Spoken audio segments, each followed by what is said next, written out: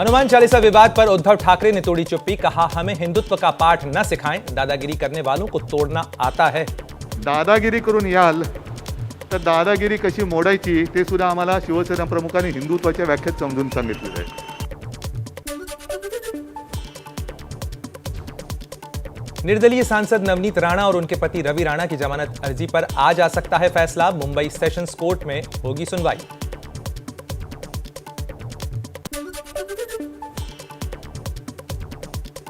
Jail में बंद राणा दंपति को बॉम्बे हाईकोर्ट से बड़ा झटका, कोर्ट ने एफआईआर रद्द करने की मांग खारिज की।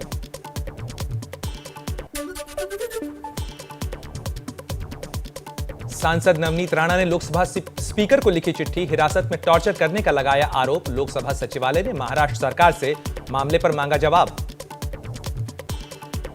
उनको नीची जात का बचा बताकर उनके साथ दुर्व्यवहार किया गया, उनको पीने का पानी तक नहीं दिया गया। ये जो इंफॉर्मेशन आप दे रहे हैं ना, मैं इसके बारे में इंक्वायरी करूंगा।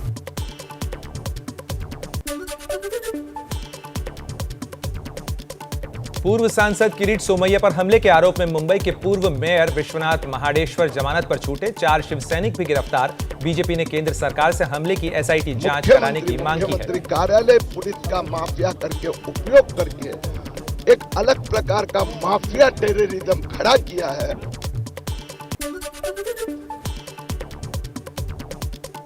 बीजेपी नेता किरीट सोमैया एफआईआर में कथित हेरफेर को लेकर आज खार थाने में शिकायत देंगे। किरीट सोमैया का आरोप, मुंबई पुलिस ने फर्जी एफआईआर बनाई है।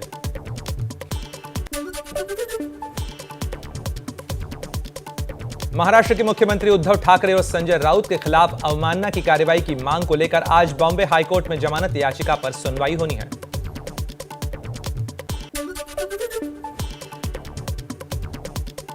महाराष्ट्र के डिप्टी सीएम अजित पवार ने कहा, हनुमान चालीसा पढ़नी है तो अपने घर पर पढ़ें, कुछ लोग माहौल बिगाड़ने की कोशिश कर रहे हैं।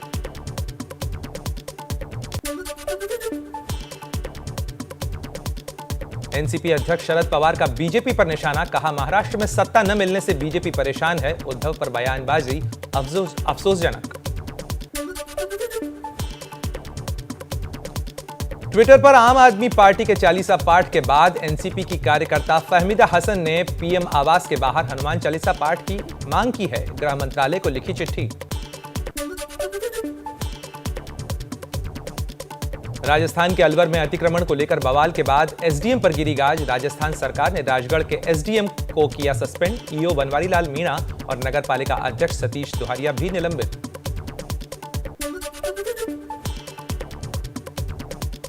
समान नागरिक संहिता पर तेजस्वी यादव ने कहा, देश आरएसएस के एजेंडा पर नागपुर से चल रहा है, ऐसा कानून लाया जा रहा है तो इसका संसद में विरोध करेंगे।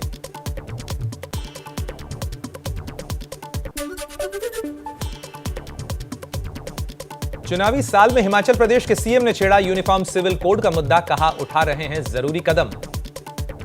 अध्ययन करने के पश्चात इसको एग्जामिन करने के बाद क्या क्या चीजें की जा सकती हैं, क्या करना उचित रहेगा, सारी चीजें हम उस तरह से अध्ययन करने के बाद एक जब निष्कर्ष पर पहुंचेंगे तो निश्चित रूप से उस पर आगे बढ़ के काम करेंगे।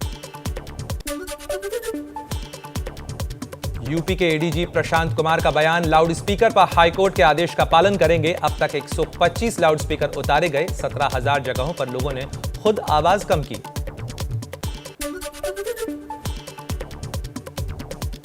कर्नाटक में हिजाब के बाद बाइबल पर विवाद, बेंगलुरु के एक प्राइवेट स्कूल ने बच्चों के लिए बाइबल को किया अनिवार्य, स्कूल के नए फरमान पर हिंदू संगठनों का विरोध।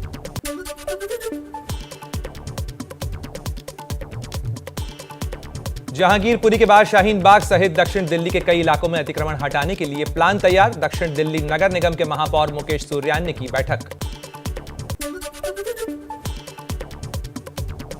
कर्नाटक के बेंगलुरु में उपराष्ट्रपति वेंकैया नायडू ने दल बदल विरोधी कानून में कमियों पर जताई चिंता, कहा कानून में संशोधन का समय आ गया है।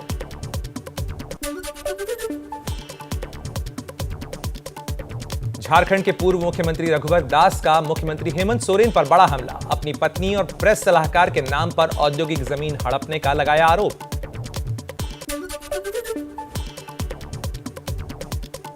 लालू यादव के बड़े बेटे तेज प्रताप ने आरजेडी छोड़ने की धमकी दी है, पार्टी कार्यकर्ता की पिटाई का आरोप लगने के बाद कहा, जल्द पिता से मिलकर इस्तीफा दूंगा।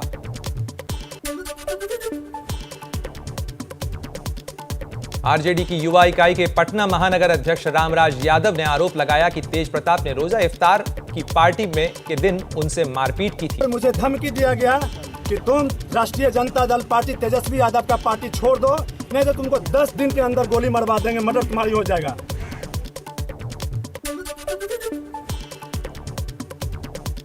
झारखंड में बिजली संकट पर क्रिकेटर महेंद्र सिंह धोनी की पत्नी साक्षी ने पूछा सवाल। ट्विटर पर लिखा, झारखंड में इतने वर्षों से क्यों हो रहा है बिजली संकट।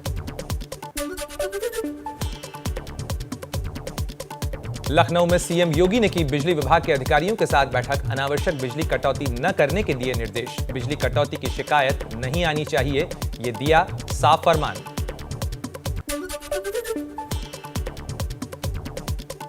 दिल्ली के मुख्यमंत्री अरविंद केजरीवाल और पंजाब के सीएम भगवंत मान आज साझा प्रेस कॉन्फ्रेंस करेंगे।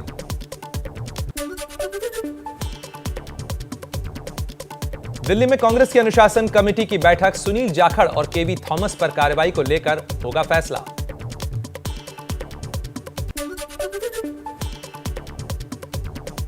कांग्रेस के चिंतन शिविर में चर्चा के लिए 6 कमेटी गठित। गुलाम नबी आजाद, आनंद शर्मा, मनीष तिवारी, शशि थरूर का नाम इस कमेटी में शामिल। 13 से 15 मई तक उदयपुर में होगा चिंतन शिविर। देश भर में कोरोना के 2541 नए केस दर्ज किए गए। एक्टिव केसेस की संख्या बढ़कर 16,522 हुई। 27 अप्रैल को पीएम और कई राज्यों के सीएम के बीच इस पूरे मामले को लेकर बैठक होगी।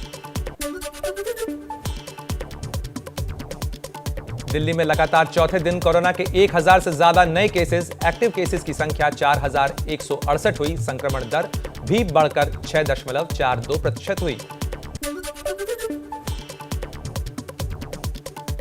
बीते 24 घंटों में उत्तर प्रदेश में कोरोना के 210 नए मामले सामने आए हैं। सबसे ज्यादा केसेस नोएडा में 120 मरीज मिले हैं। कोरोना के फिर बढ़ते प्रकोप के बीच मुरादाबाद के Maulana Azad girls inter college की नायाब पहल। छात्राओं में इम्यूनिटी बढ़ाने के लिए कराया जा रहा है योग। बच्चियों को बीपी लो होना या चक्कर आना क्योंकि रोजे रखे होते हैं, ये स्वाभाविक रूप से होता है। जब हम प्राणायाम करते हैं तो हमारी ऊर्जा हाई होती है और अपने आप को हम बैलेंस कर पाते हैं।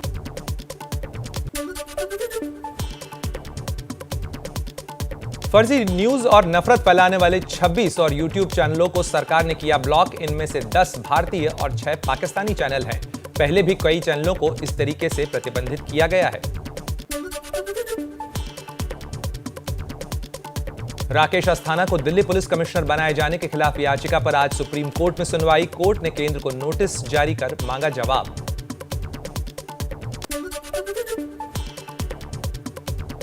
लखीमपुर खीरी हिंसा में मुख्य आरोपी और केंद्रीय गृह राज्य मंत्री के बेटे आशीष मिश्रा पर जिला कोर्ट में आरोप तय करने को लेकर आज सुनवाई होगी।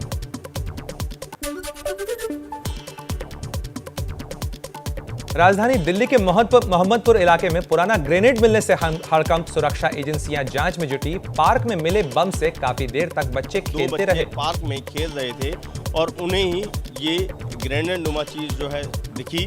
वो पहले उसके साथ खेलते रहे, लेकिन बाद में जब उन्हें एहसास हुआ कि ये